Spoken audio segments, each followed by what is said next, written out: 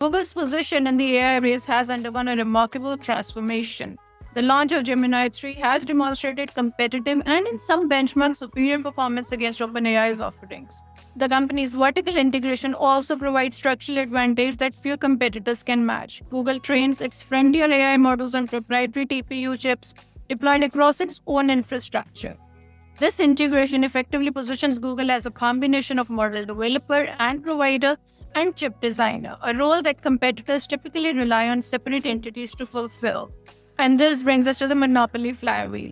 Now, three factors underpin Google's resurgence. First and foremost, its research capabilities remain world-class, anchored by DeepMind, which it acquired over a decade ago. Second, chip independence reduces reliance on NVIDIA's constrained supply. And third, and most significantly, monopoly-level profitability in search provides extraordinary financial flexibility. Approximately $330 billion in free cash flow over 5 years, enabling sustained investment in ventures with uncertain timelines to profitability. And this brings us to distribution as a moat.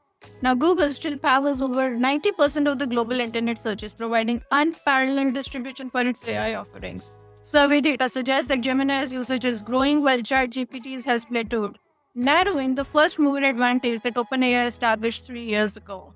And this leads us to the broader implications that we see. Reports that Meta may purchase Google chips to power its data centers illustrates how the competitive landscape is shifting. The hyperscalers are no longer just NVIDIA's customers, they are becoming potential alternatives to its dominance.